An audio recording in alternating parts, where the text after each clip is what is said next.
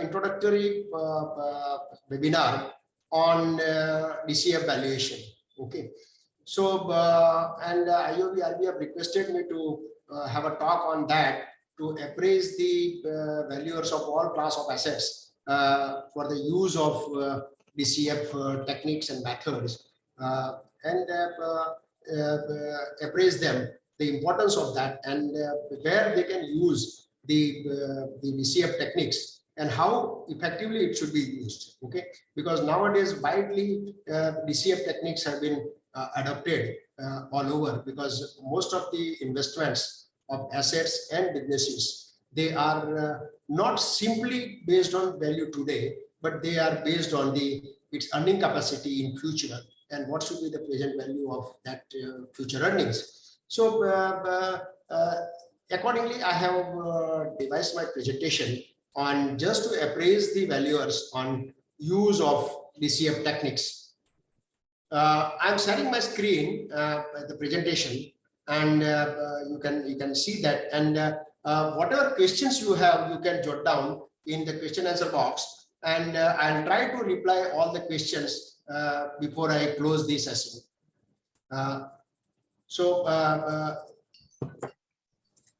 ये WhatsApp पे रख दिया मैंने. Okay, I'll just open it, sir. 1 second.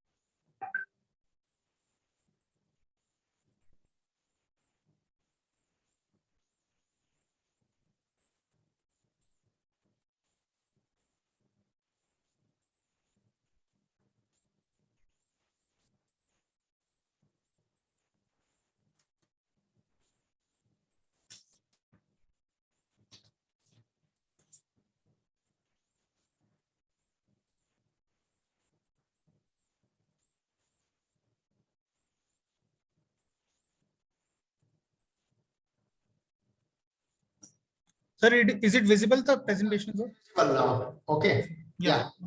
You said, tell me, I'll shift the presentation. That's fine. That's fine. I'm sorry that there is an interruption because of some screen sharing.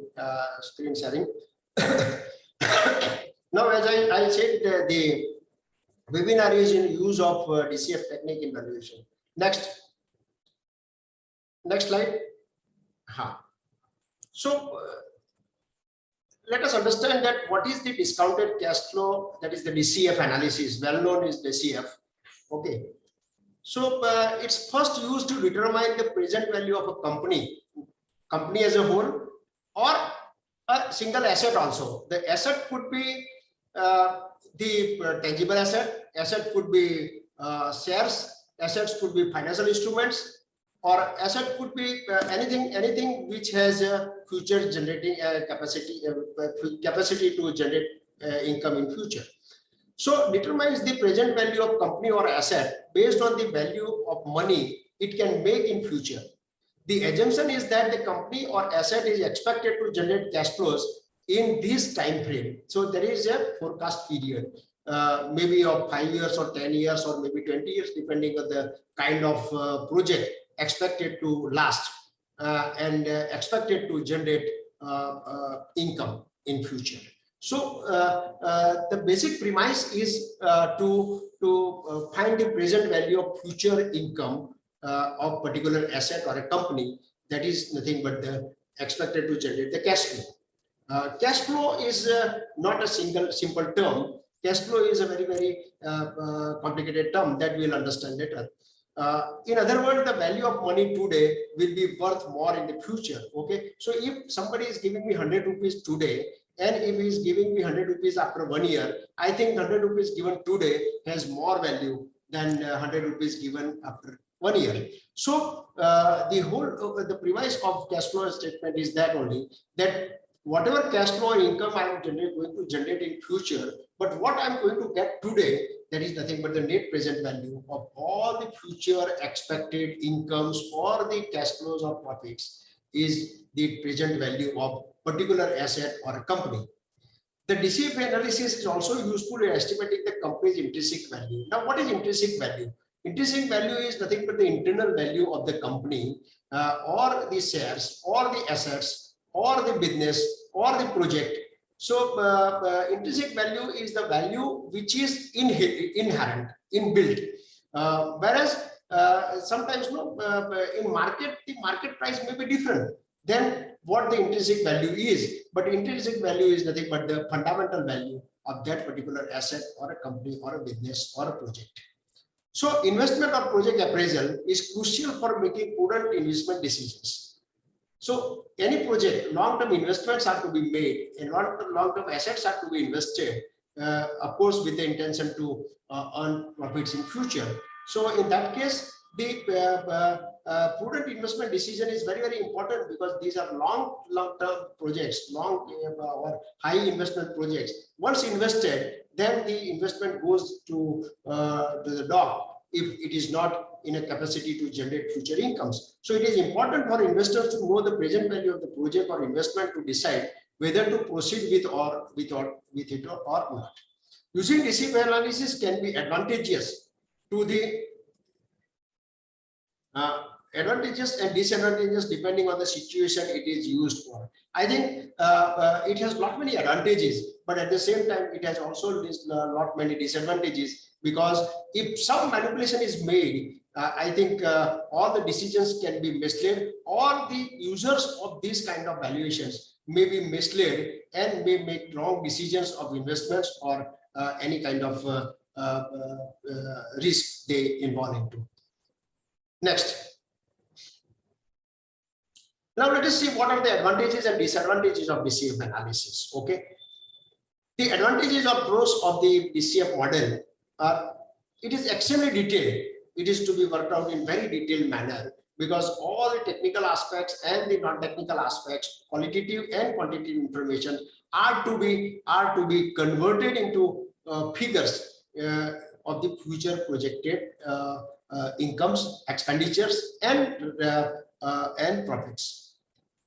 Include all major assumptions about the business. I think there are major assumptions that required to be made, maybe based on past performance, maybe based on the economic, political, and legal situations, and future business potentials. So all these assumptions are required to be made, and they should be reasonable assumptions, not just otherwise, people may say that, okay, who has seen the future? Let us project exponentially today, and so that we have the more value. I think it should be reasonable assumption, which is of course subject to scrutiny and audit and lot many things.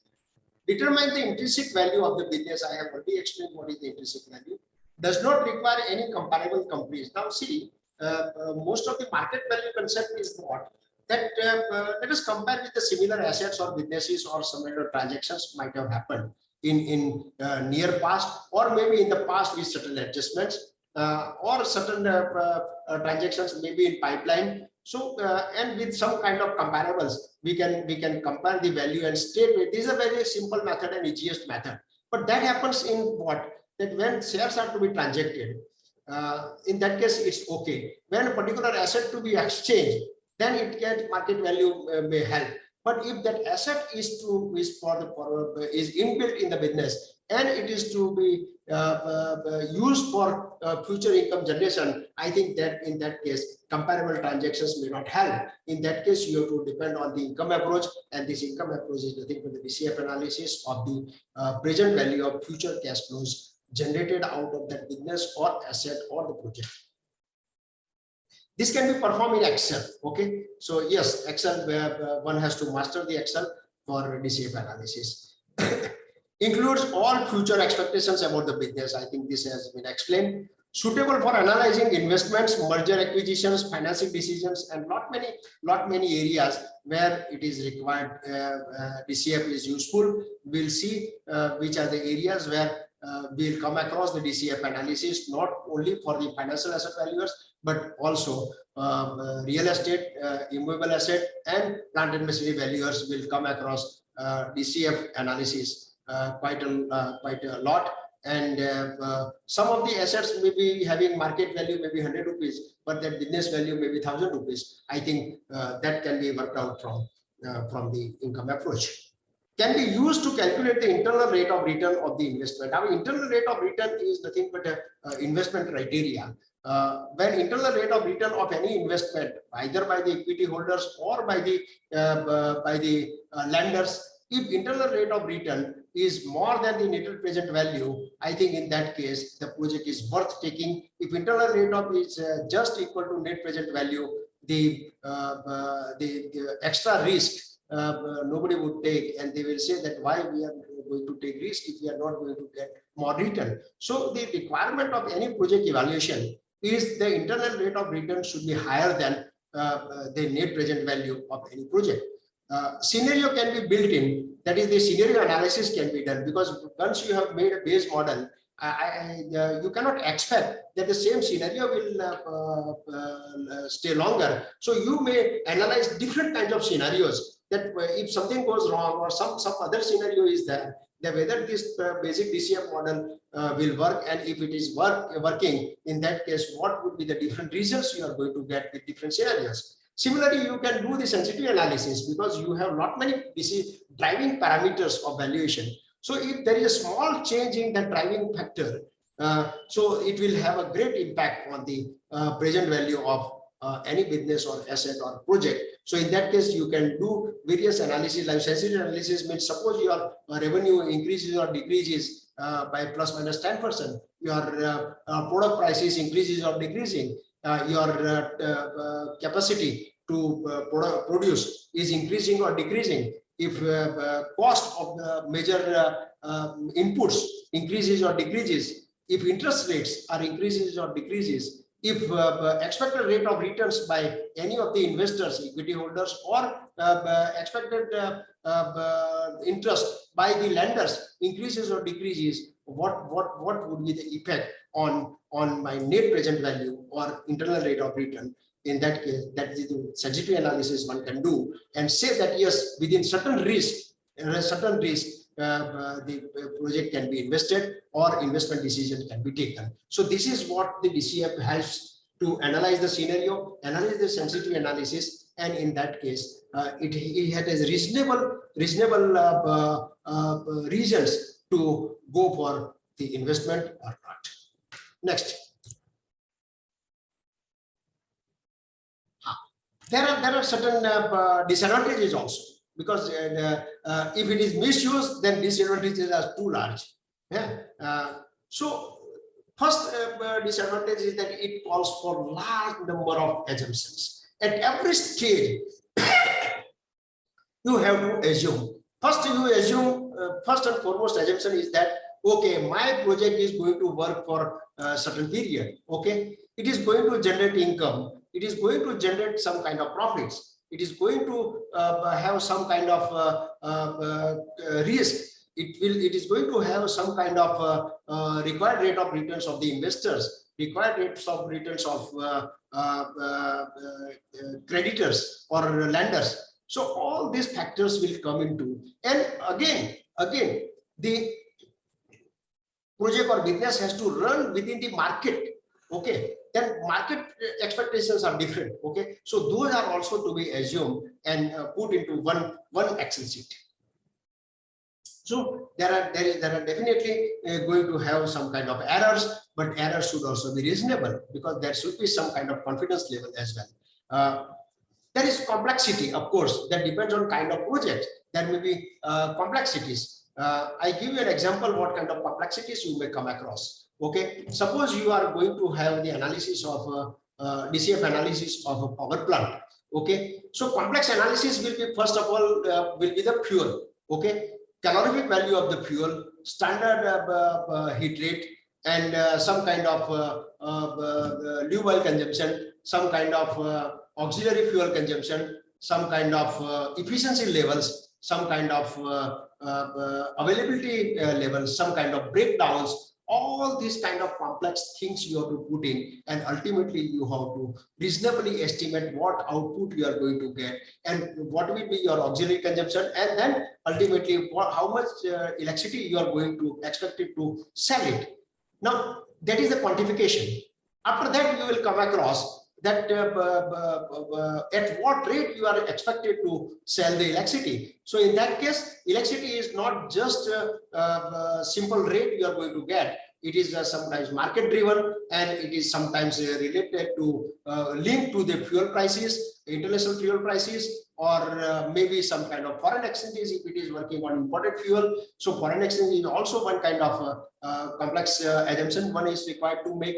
At every stage you will have to make different kind of analysis. So Excel sheet DCF analysis maybe is looking simple, but all these complexities you have to bring into one analytical sheet, and ultimately you have to work out the results. Okay, and very little changing in the assumptions. As I explained, there are a lot of assumptions you have to make. Small change in assumptions. Suppose you are expecting that dollar price is going to increase 1 year down the line is say 10%. Okay, and somebody may assume 5%. Or it depends on the forward pricing. Okay, so one has to work out what would be the foreign exchange rate if I am working on the imported inputs. So high level of detail may result into overconfidence. Okay, a very high level of details will result into overconfidence. Sometimes it gives me a lot of overconfidence if I have done a lot of detailed analysis, and saying that nobody else will understand, and I can convince anybody I want. So this may kind of overconfidence, and that may also result into wrong results. Looks at company valuation in isolation. Okay, sometimes it looks, because it is not taking into account the market factors much. Of course, it takes into account some of the market inputs as well, but market looks from a different angle. Sometimes what happens, somebody will say that our GDP rate is going down, but at the same time, our stock exchange transactions are different, and our capital market booms like anything. So that happens. The market looks from different way.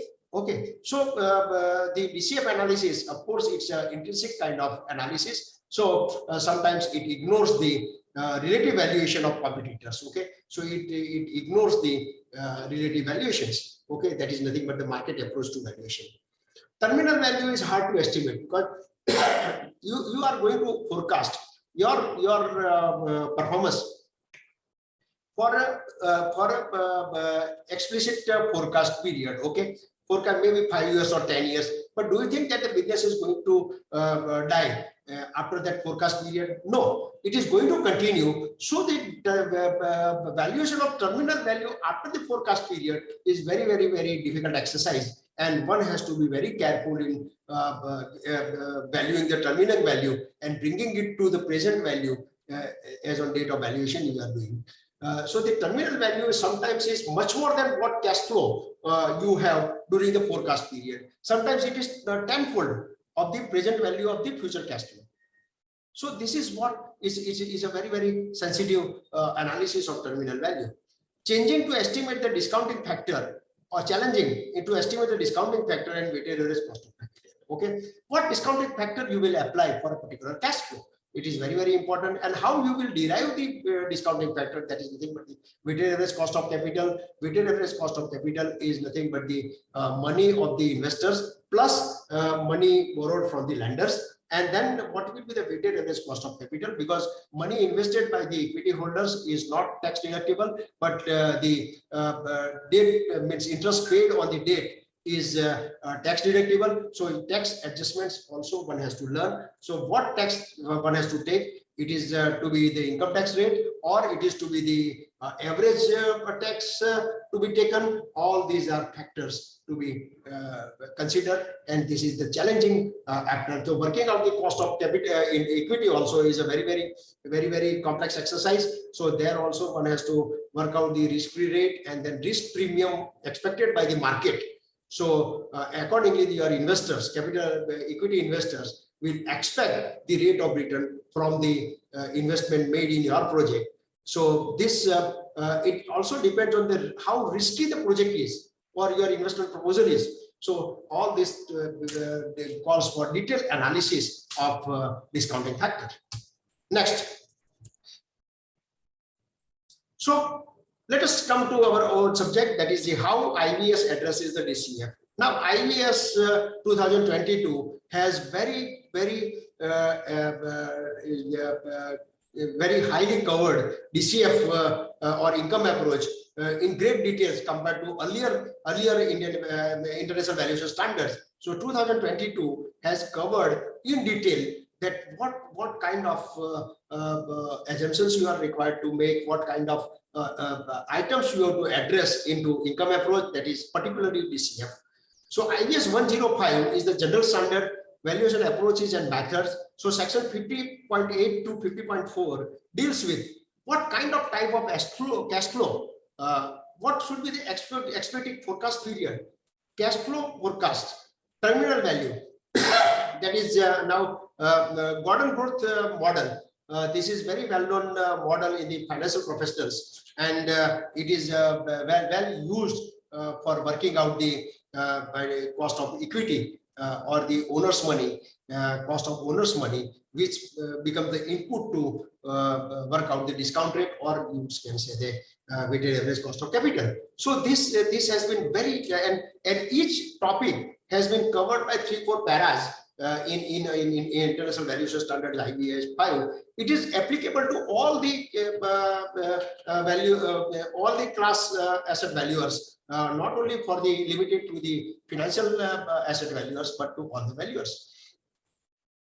IBS 200 business and business interest is also covers in detail. Ultimately, they refer to IBS 105. Okay, but there are asset specific assumptions are required to be made, or some kind of guidance is there. It is given under IBS 200, that is businesses and business interest.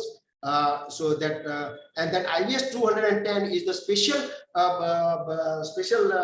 chapter under IBS 200. It deals with the intangible assets, intellectual property like goodwills. So intangible assets are covered under that, and their sections, separate section is there for income approach, and it also gives a lot of description on DCF. Non-financial liabilities. So non-financial liabilities, which are some kind of liabilities which are not reported in balance sheet and profit and loss account, but they are forming part of notes to the accounts, or sometimes no, it doesn't form also the notes to the accounts. So while doing the valuation of businesses or assets or projects, one has to find out that how to value these non-financial liabilities. Now, I give you an example of non-financial liabilities. Suppose I have given a warranty for my product to some outside party, and the outside party might have filed a case against me for non-performance. So in that case, that liability may not reflect in the balance sheet and profit and loss account in facts and figures, but it is forming the part of notes to the accounts, and I may have to dig out that. What is that liability, expected liability, if it is case goes against me, or sometimes no, my claims are also there. So they claims also, those kind of non-financial assets, they are also forming part of valuation. Plant and machinery, plant and equipment, IBS 300, it also deals in detail with the DCF analysis, because plant and equipments are mostly invested by any of the investor with the intention to generate economic profits in future. So naturally, sometimes plant and equipment assembled at a place may have market value 100 rupees, but if it is a good business environment, in that case, its market value may be 200 rupees. Okay, so income approach valuation may be higher. And sometimes some businesses are declining. There is no capacity to generate income in future for plant and machinery. In that case, such kind of plant and machinery are more worth dead rather than alive. So that is, you can say that orderly liquidation valuation, or some kind of resolution plans, because most of our valuers are dealing with the IBC 2016. So in that case also, if one has to work out the orderly liquidation, I think they can work out on DCF analysis. Real property interest, that is immovable properties. So there also DCF has been addressed, and any infrastructure valuer or any income generating real estate properties can be best valued by DCF analysis. Development properties. Now, this is nothing but the residual value method of valuation. So development property are sometimes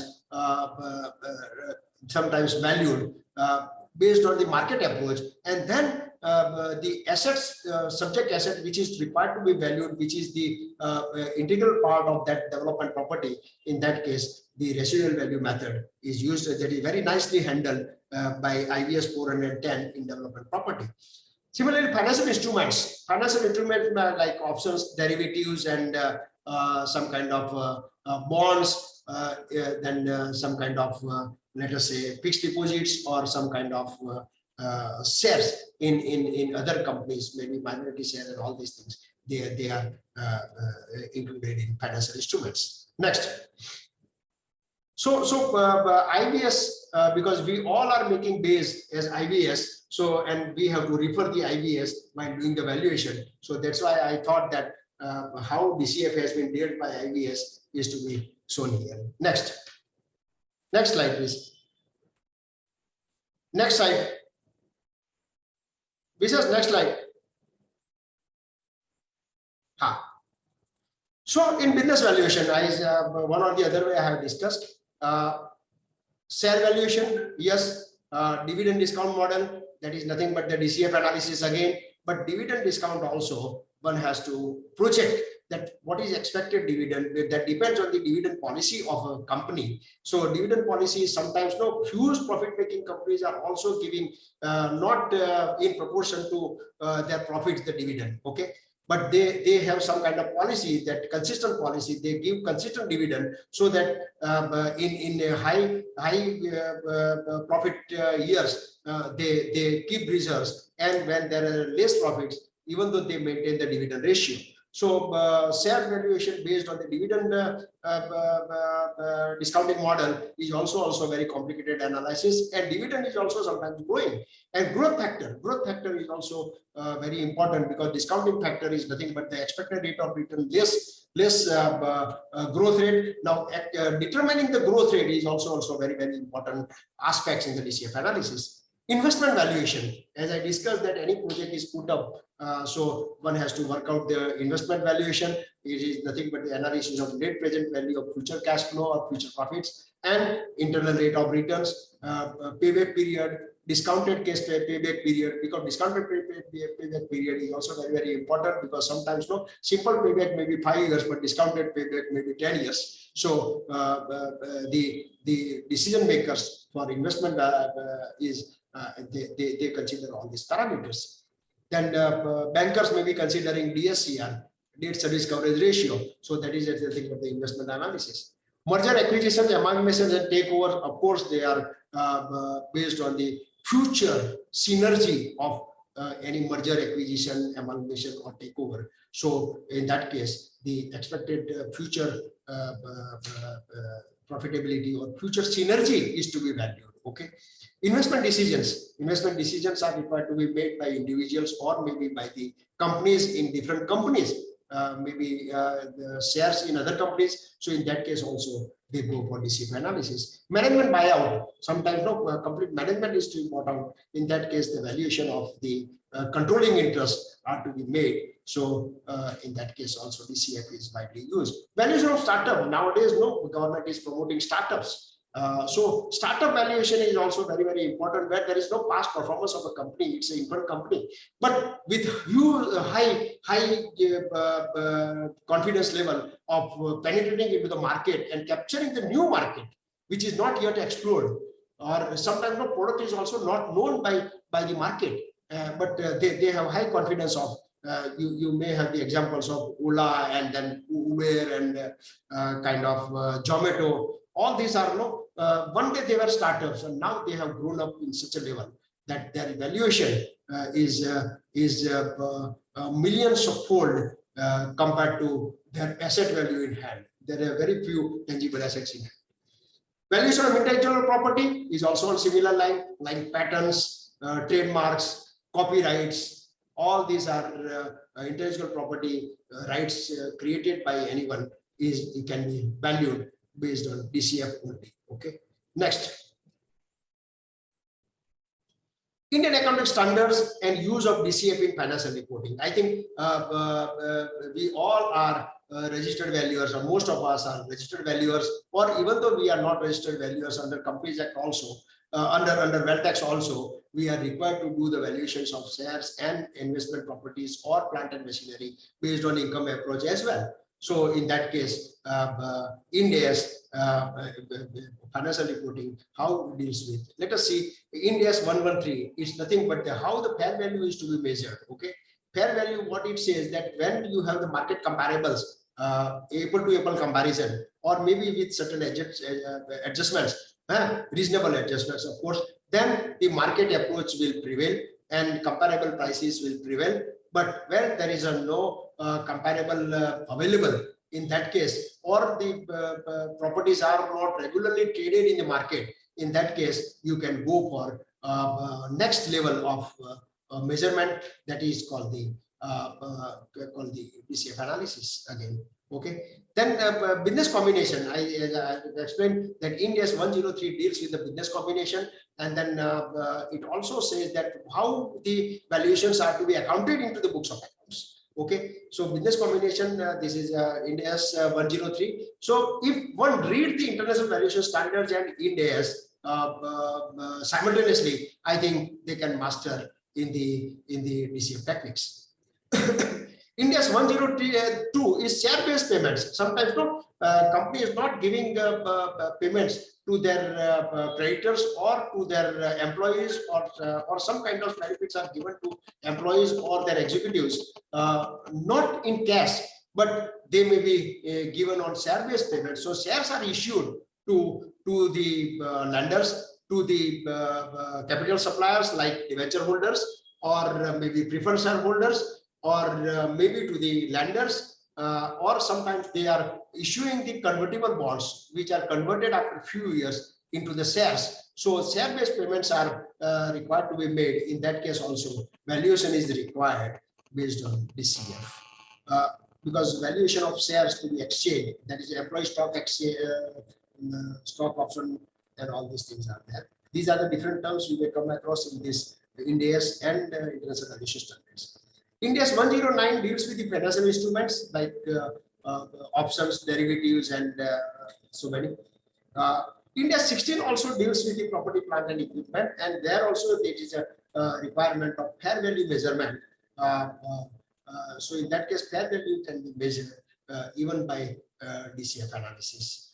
Lease valuations are also and reporting in the books of accounts may be based on the unexpired period of lease, and then what is the value of lease in the hands of leasing, and how the fair value can be reported. But most of the books of accounts, they report the lease on the based on the book value rather than the fair value. But when they have to sublease it, or say lease renewal, it comes into picture. In that case, they have to do the fair market value, and that is definitely based on the future expected returns from the lease contracts. Ind AS 36 is the impairment of assets. In impairment of assets, no one has to work out the realizable value of the asset and the value in use of that asset, because value in use is nothing but the income generating capacity of that particular asset. So in that case, the valuation is to be done by both the methods. That is, the value in use is nothing but the DCF, and realizable value is nothing but the market value, and higher of that is called as a recoverable value, that is compared with the carrying value, what is reported in the books of accounts. And the difference, if fair recoverable value is less than the carrying value, in that case, the difference between carrying value and realizable value will be reported as an impairment loss in the books of accounts. To that extent, the share valuation of the equity holders will be affected. Okay. So this is what Indian accounting standards deals with the DCF analysis. Next. So banking finance, most of the valuers are connected with the banks one or the other way. So there also DCF plays very, very important role, because banks are appraising the projects and taking financing decision. So at to what extent they can finance, at what risk they can finance, at what interest rate they can finance, all this analysis requires, and whether the project has a capacity to repay the loan and interest, that is nothing but the debt service coverage ratio, and whether there is an internal rate of return is sufficient so that the equity investors would also be interested to retain the project and run the project for their benefits. Otherwise, that project may not be bankable project. So this analysis is done by DCF, by the bankers, and we may be part of that for working out the feasibility studies, techno-economic viability studies for the banks, do the enterprise valuation, ongoing loans. Okay, suppose the bank has a doubt that yes, particular business is passing through some kind of distress, and it may not be having sufficient enterprise value to provide the to supply the money or repay the suppliers of the money, let's say equity holders as well as the lenders. So in that case, they ask for enterprise valuation of that particular business or asset or project. So this enterprise valuation is nothing but the future projections of the business and incomes, and then capability of that project to meet the requirements of all the money suppliers of the project. So in that case, bank asks for the enterprise valuation. If enterprise valuation is promising, and if at all the business is worth surviving, in that case they may go for debt restructuring. They may go for more moratorium period, or they may restructure the loan. Okay, initial period they give loan at lower interest rate, and after that it may be at a higher rate, and then they can phase out the interest rates as well. And this is how they can go for debt restructuring, or they may provide the debt or loan which may be converted into equity shares, or they may take the guarantees from other companies or corporate guarantees and all these things. So debt restructuring also, the decision required to be taken for that also DCF analysis helps.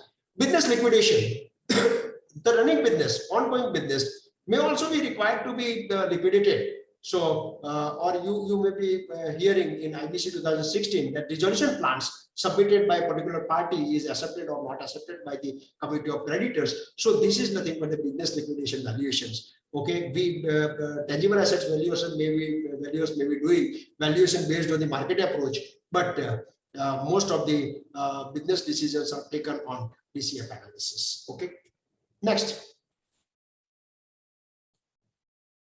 slide, please. So what is the process of DCF valuation? Now, having talked about the use and importance of the DCF valuation, the process of DCF valuation, as I think most of you might have come across, but this is just the steps which came in my mind, and accordingly I have listed out. So first of all, what is important is the time value of money. Okay, time value, we all have learned time value of money, that the present value of future cash flows and what future values of present cash flow. So all these things are time value of money. So time value of money techniques we have to understand, and then we have to master that in our Excel sheet. Application of net present value and IRR. Okay, what is the net present value and what is internal rate of return? Internal rate of return may be net present value, may be to the equity holders or to the project as a whole, that is what the project NPV and maybe equity NPV. Similarly, there will be project IRR, project internal rate of return, and maybe equity internal rate of return. Then project NPV is to be compared with the investments made by the all the money suppliers to the project.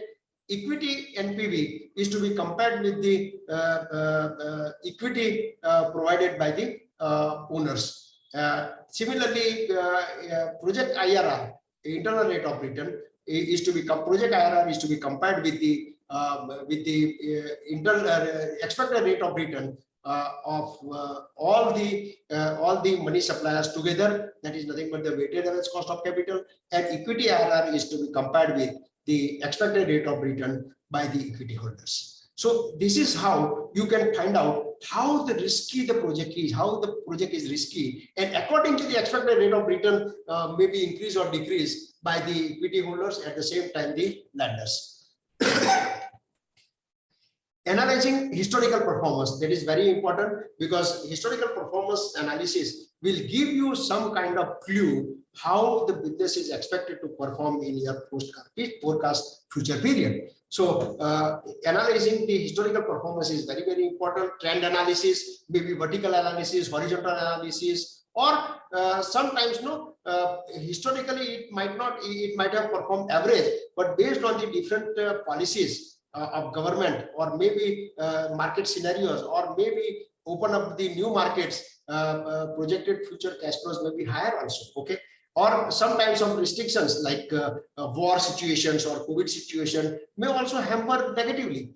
So analyzing the historic performance definitely gives you confidence for future projections. Financial statement analysis, of course, it is very, very important. Financial statement analysis is very, very important because on face of balance sheet and profit and loss account, it may look like very healthy company, but internally it may be deteriorating. So financial statement analysis is very important. There are techniques, there are ratios, there are a lot of comparables which can be made with the industries and say that yes, particular business or particular project is whether performing as per industry norms or poorly performing or overperforming. So all these are very important analysis. After doing all four exercises, one can develop the pro forma financial statements of the future, that is nothing but the forecast the performance, and then they have to develop the DCF model, put in the Excel sheet, and estimate the terminal value, that is the after forecast period, how the business is going to perform, maybe growth factor, maybe negative growth factor, or maybe stabilized business, no further scope for growth. So in that case, whatever last year's expected returns will continue for perpetuity, or maybe for another expected period of 10-20 years or whatever maybe. Then it works out to be free cash flows. Free cash flows means cash flow available to the available for distribution. It may be available for distribution to the firm. Firm means when we work out the free cash flow to firm, it is the cash flow available to all the money suppliers of the money suppliers to the company. That is nothing but the equity holders, preference shareholders, debenture holders, maybe bond issuers, maybe lenders, maybe creditors, maybe unsecured loans, not many things. Okay, so it is available to money available, free cash flow available to all the money suppliers.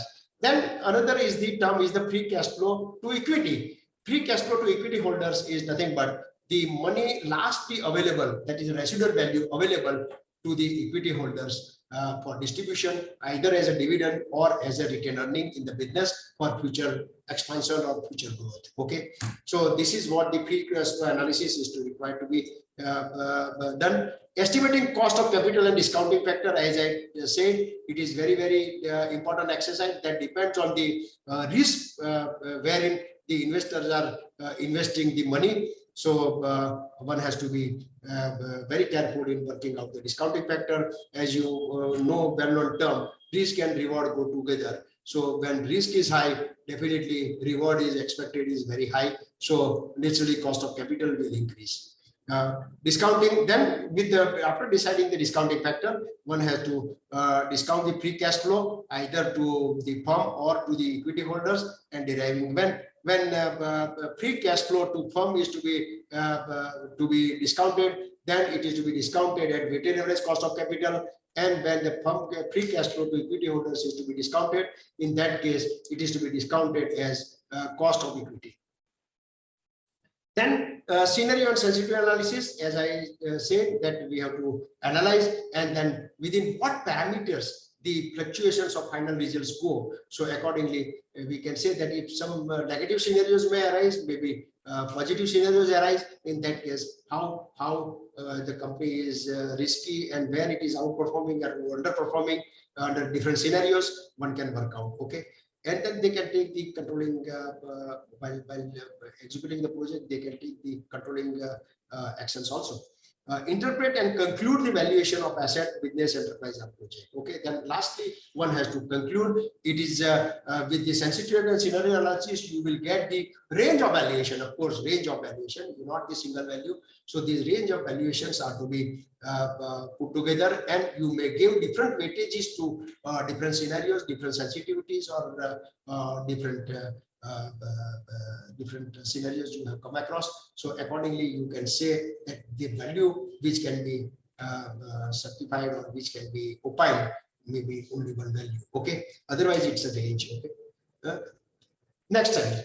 And so there is definitely a need for a specialized course on DCF technique to all the valuers of the all asset classes, bank officials, of course, because when we do the enterprise valuations and all these things, sometimes it is very difficult to convince those kind of bank valuers, finance executives, okay, because they have to convince their board of directors, independent directors on whatever valuation decisions they have taken, or which has bearing on financing of the company, or bearing on the equity values, or bearing on the dividend policy, all these things. So they also need to have expertise on DCF valuation. Project managers, of course, because project managers are taking long-term decisions, and they have to make a one-time investment which will have impact on future income generations. So project managers are also are required to learn the DCF techniques of evaluating the projects. Industry representative involving decision making. Of course, industry is required to make decisions, so they can also, because they are comparing their performance with their peers. So in that case also, they need to understand the DCF analysis. I think this is what the presenters I wanted to make. This is the use of DCF techniques, and then requirement of a day. IBS has dealt in detail. IBS 2022 has dealt in detail the DCF analysis, understanding the importance of DCF all over the world. Thank you very much. And any questions? I am there. Thank you. Vishesh, we can take the questions.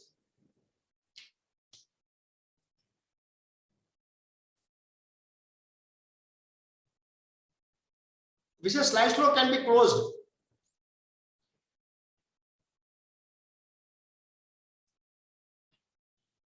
Vishesh.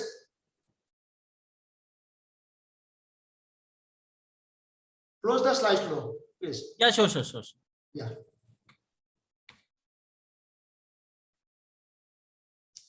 Then there are some questions on the question answer box. So I'll answer one by one. Okay, first, and then we take the questions from any people who raise their hands. Okay.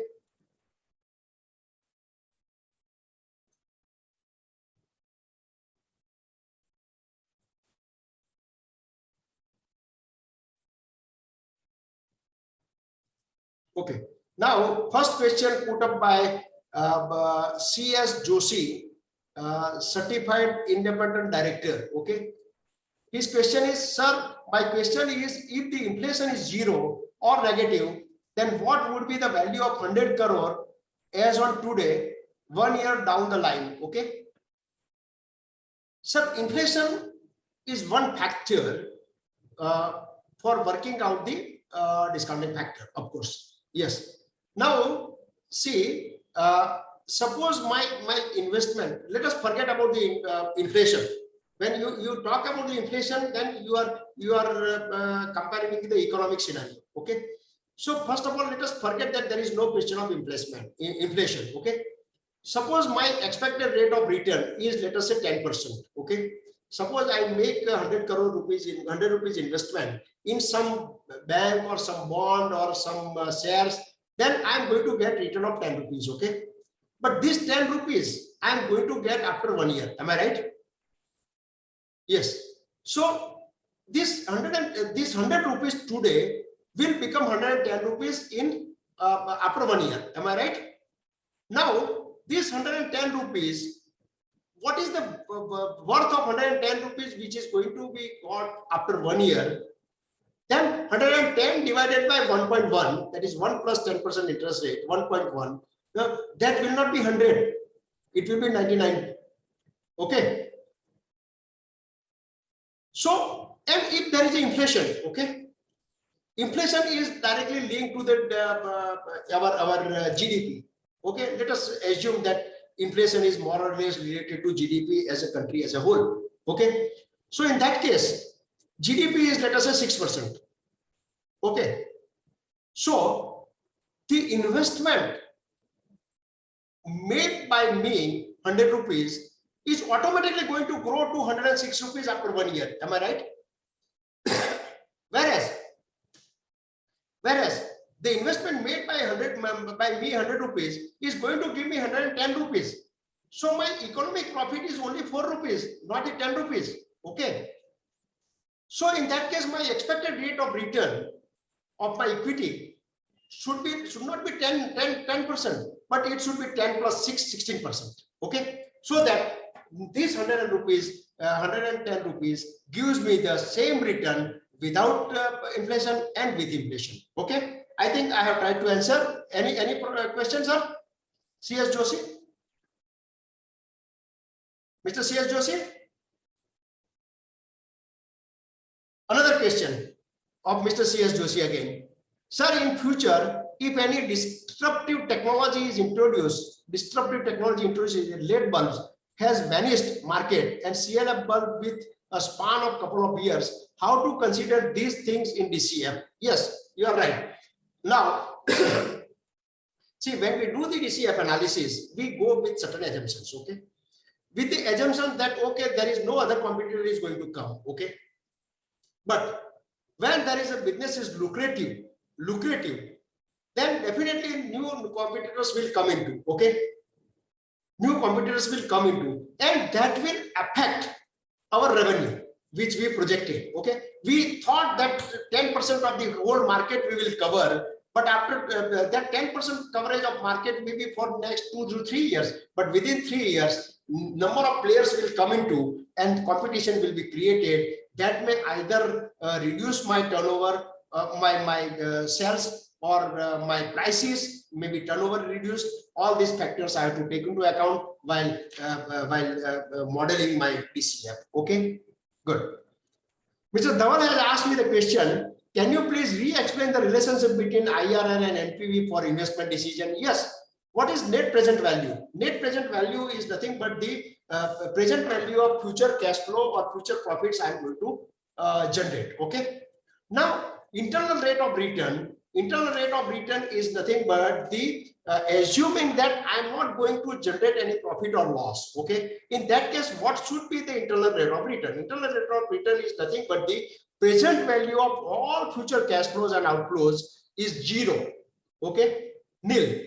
In that case, IRR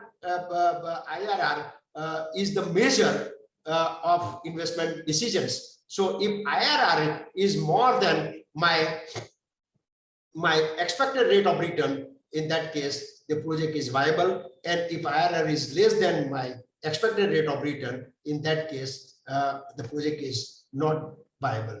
Okay, good. Next, again, Mr. C.S. Joshi is asking, sir, SanDisk makes micro SD card memory of mobiles. However, the mobile companies are increasing the memory, and hence the sales of micro SD cards is deteriorating. But this mobile main memory business is going on very well. How to deal with these two business lines of the company in valuing the complete company? I think it's a similar way I have given you the earlier example. So one has to have the industry knowledge, and then based on industry knowledge, they can work out that yes, SD card market has deteriorating, but still SD cards are being used, and then still there is a market. So SD cards are used in some other places also. So accordingly, the business people have to relook into and then work out the DCF. But initially we have lot many assumptions. So these assumptions also should be reasonable and say that, okay, we cannot assume that no competitor will come into picture. It is not like that. Okay. Kumar PR is asking, how can we adjust IRR if long vacancy period occurs afterwards? See, IRR is not to be adjusted because it is the kind of analysis where where you are assuming that the net present value is 0. Okay, so it is based on the future cash flow, and then you are discounting to at such a rate that your net present value is 0. So by diagonal method, you work out the discounting rate at which your net present value becomes 0 is nothing but the IRR. Okay, so it is not required to be adjusted, but it is to be computed. Okay. So CS Joshi has again said, I think he has thanked me, so means he has got the answer. Okay. Please throw some light on choosing the discounting factor. Yogesh Upasni. Yogesh Upasni has asked the question that how to choose or throw some light on choosing the discounting factor. I think I have explained tried to explain, but not in detail. Discounting factor is from two angles. Okay, first is suppose you are valuing the shares. Okay, equity shares. In that case, discounting factor will be the expected rate of return of equity investors. Okay. Now, equity investors have large options because market is very efficient market. Okay, market efficient. He has not only option to invest into your shares. He has option to invest into any of the shares in the market. Okay, so he will invest into those shares which are lucrative, of course. Okay. But at the same time, he has some kind of industry choice. Okay, he wants to. He looks that okay, power sector is a very stable market, or steel sector is a very stable market, or cement sector is very stable market. Have a potential to grow in future. So in that case, he has a choice to invest into different kinds of portfolios.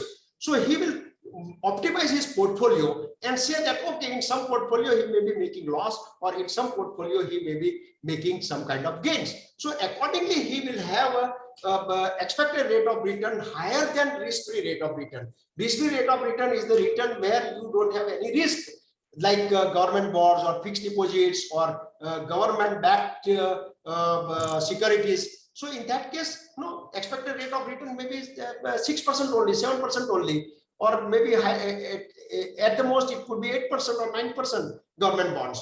So, so this is what the risk-free rate of return.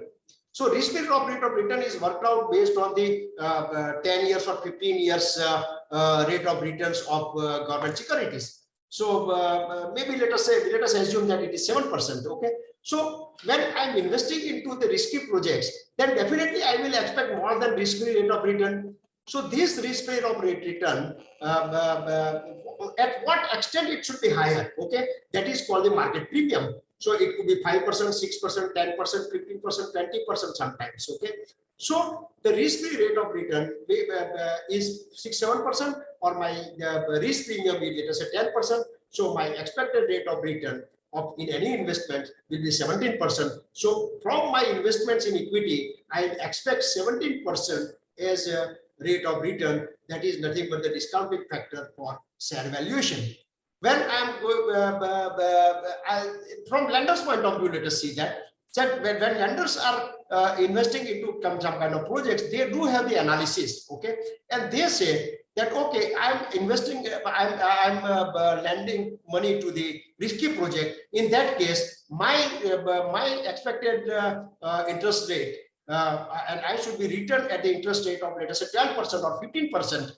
Or if it is a very stable project or very lucrative project, in that case, they can land at 10% also. So in that case, the debt is supplied at 10% or 15%. Again, the borrower has a tax benefit on the interest paid on the loans. Okay. So in that case, the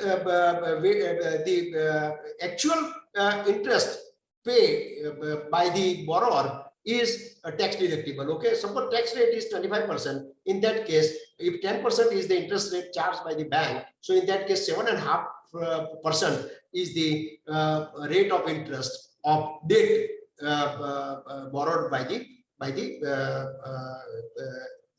owners. Okay, so in that case, weighted average cost of it, there is a debt equity ratio.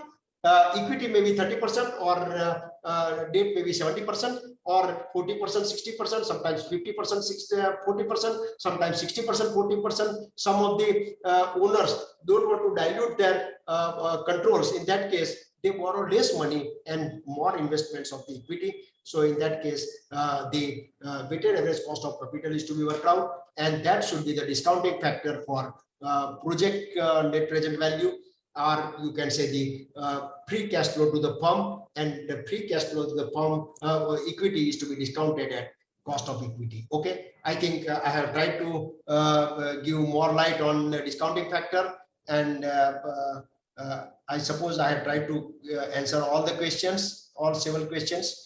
If any more questions are there, still I am ready to take. Whoever has raised the hands, we can go ahead. Okay. Yes. Yogesh Upsani has thanked me. I think he has understood the things. Okay. Thank you. Any more questions, or we can go ahead?